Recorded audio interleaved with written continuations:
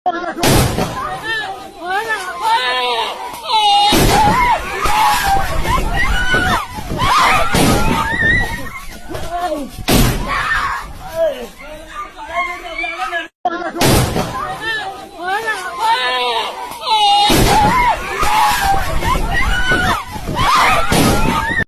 Media पर इन दिनों एक तस्वीर ने तहलका मचा रखा है। कुंभ मेले में एक लड़की की ब्राउन आंखों वाली तस्वीर जमकर वायरल हो रही है। उसकी खूबसूरती, मासूमियत और रहस्यमयी मुस्कान ने हर किसी को उसका दीवाना बना दिया है। हर तरफ बस इसी लड़की की चर्चा हो रही है। लोग उसकी तुलना किसी राजकुमारी से कर रहे हैं। सवाल उठ रहे हैं कि यह लड़की कौन है, कहां से आई है और इसके बारे में इतनी कम जानकारी क्यों है। लेकिन कहानी यहीं खत्म नहीं होती। जब इस वायरल लड़की की सच्चाई सामने आई तो पूरा देश दंग रह गया। हर कोई हैरान था कि इतनी मासूम दिखने वाली लड़की की जिंदगी के पीछे एक बड़ा राज भी छिपा हो सकता है। क्या यह लड़की किसी रॉयल परिवार से ताल्लुक रखती है? क्या यह तस्वीर महज एक इत्तेफाक थी या इसके पीछे छिपा है कोई बड़ा षड्यंत्र? अगर आप भी जानना चाहते हैं कि आखिर इस लड़की की असली पहचान क्या है, कैसे उसकी तस्वीर रातों रात वायरल हो गई और इस वायरल तस्वीर के पीछे की सच्चाई क्या है, तो इस वीडियो को अंत तक जरूर देखें, क्योंकि आज हम आपको बताएंगे इस कहानी का वो पहलू जिसने हर किसी को सोचने पर मजबूर कर दिया है। आइए जानते हैं इस वायरल लड़की की पूरी कहानी और उसकी असली हकीकत।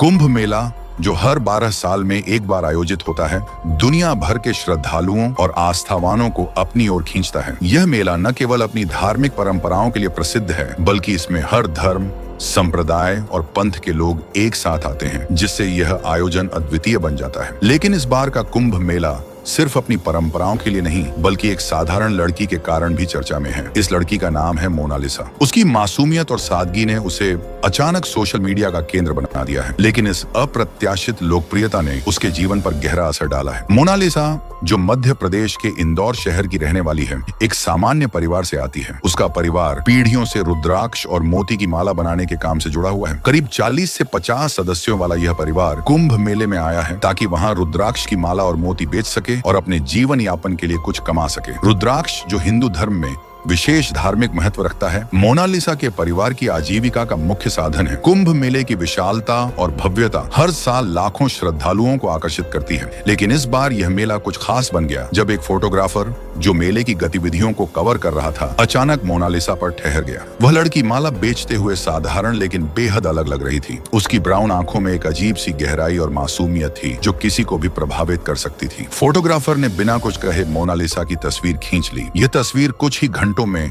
सोशल मीडिया पर वायरल हो गई। पहले जो लड़की सिर्फ एक माला बेचने वाली थी, वह अब सोशल मीडिया की स्टार बन चुकी थी। उसकी मासूमियत और सादगी ने उसे एक अनोखा आकर्षण दिया था। लोगों का कहना था कि उसकी आंखें जैसे कुछ कहना चाहती हैं, जैसे वह दुनिया को अपनी नजरों से एक संदेश देना चाह रही हो। मोनालिसा की तस्वीरें जल्द ही अखबारों और न्यूज चैनलों में छपने लगी। सोशल मीडिया पर लोग उसे कुंभ की परी और ब्राउन आई गर्ल के नाम से बुलाने लगे। उसकी सादगी और खूबसूरती ने लाखों लोगों का दिल छू लिया। कुछ लोग यह कहने लगे कि उसकी साधारणता में कुछ ऐसा है जो उसे भीड़ से अलग बनाता है। मोनालिसा की यह अनोखी कहानी इस बार के कुंभ मेले का मुख्य आकर्षण बन गई। यह सिर्फ उसकी मासूमियत और सादगी का ही उदाहरण नहीं है, बल्कि यह भी दिखाता है कि साधारण से दिखने वाले लोग भी असाधारण बन सकते हैं। मोनालिसा के पास सिर्फ रुद्राक्ष की माला बेचने का कारोबार नहीं था, बल्कि अब उसकी पहचान पूरे देश में फैल चुकी थी। मेले के खत्म होने के बाद भी उसकी तस्वीरें और चर्चाएं थमने का नाम नहीं ले रही थी। उसकी मासूमियत, उसकी आंखों की गहराई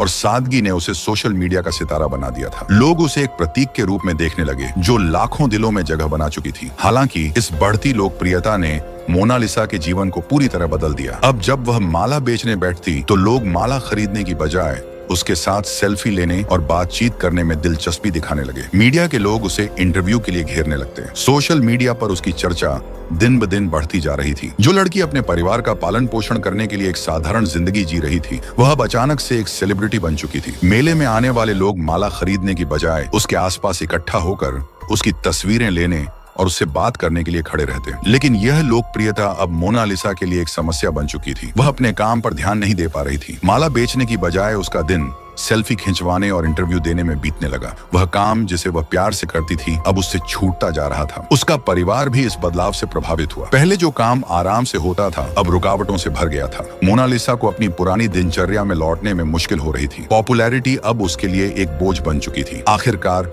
मोनालिसा ने मेले से निकलने का फैसला कर लिया। उसे इस भीड़ और मीडिया के दबाव से छुटकारा चाहिए था। प्रशासन ने उसकी सुरक्षा को ध्यान में रखते हुए उसे एक सुरक्षित जगह पर भेज दिया ताकि वह शांति से रह सके। हालांकि यह भी उसके लिए एक अलग तरह का संघर्ष बन गया। वह उस पॉपुलैरिटी से दूर होना चाहती थी जिसे उसने कभी चाहा ही नहीं था। मोनालिसा का परिवार रुद्राक्ष की माला बनाने और बेचने में माहिर था। उनके लिए यह काम सिर्फ एक व्यापार नहीं बल्कि एक परंपरागत विरासत थी। दशकों से उनका परिवार इस काम को सच्चे दिल से करता आ रहा था। यह उनकी पहचान और गर्व का हिस्सा था। लेकिन मोनालिसा की कहानी यह बताती है कि कभी कभी पॉपुलैरिटी किसी के जीवन को उलट पुलट कर रख देती है। आज मोनालिसा मध्य प्रदेश में अपने परिवार के साथ वापस रह रही है। सूत्रों के अनुसार वह अब भी माला बेचने का काम कर रही है, लेकिन बिना पॉपुलैरिटी और दबाव के। वह अब अपने परिवार के साथ शांति से समय बिता रही है। अगर आपको मोनालिसा की कहानी और उसकी लोकप्रियता का प्रभाव जानकर अच्छा लगा हो तो इस वीडियो को लाइक करना न भूलें। इसे अपने दोस्तों के साथ जरूर शेयर करें ताकि इस कहानी का संदेश ज्यादा से ज्यादा लोगों तक पहुंचे। सोशल मीडिया पर पॉपुलर होना कई बार फायदेमंद साबित हो सकता है, लेकिन कभी कभी इसका नकारात्मक प्रभाव भी पड़ सकता है। मोनालिसा की कहानी इस बात का सबसे अच्छा उदाहरण है। अगर आप ऐसी ही और दिलचस्प और प्रेरणादायक कहानियों के बारे में जानना चाहते हैं तो हमारे चैनल को सब्सक्राइब जरूर करें। साथ ही बेल आइकन दबाएं ताकि आपको हमारी हर नई वीडियो का नोटिफिकेशन समय पर मिल सके। आपके समर्थन से हमें बेहतरीन और दिलचस्प कंटेंट लाने की प्रेरणा मिलती है। इस वीडियो को देखने के लिए आपका धन्यवाद। होता है, क्यों नहीं होता है, सभी को होता है। पर हम खुशी खुशी से माला बेचते हैं, हंसी खुशी से। खुशी खुशी मरेंगे तो साथ में पैसे थोड़ी ना आएंगे। क्या बोल रही है आप? मरेंगे तो साथ में पैसे थोड़ी ना आएगी। अच्छा, मरेंगे तो साथ में पैसे नहीं जाएंगे, तो इसलिए आप कितना का माला पहनी है?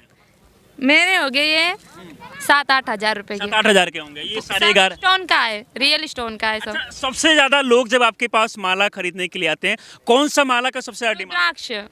रुद्राक्ष अच्छा, ये छोटे वाला दाने ना? का। हाँ। ये वाला माला लोग ज्यादा खरीदते हैं। हाँ और कई लोग ऐसा भी मिलते होंगे जो ज्यादा महंगा महंगा वाला भी खरीदते हाँ, हैं ना? मिलते हैं ना, कई लोग मिलते हैं हाँ। हमारे साथ। हमारे पास में हत्ता जोड़ी है, ये भी मतलब जैसे वनस्पति होता है ना, पूजा वस्तु के सामान, वो भी बेचते हम। अच्छा, वो भी बेचती है? हाँ। वो भी रखी हुई है क्या? नहीं, वो अभी नहीं है, ये स्टोन है। अच्छा, स्टोन है ये जो कहाँ पहना जाता है? उंगली में। उंगली में। ये पहनने से क्या कुछ फायदा होता है?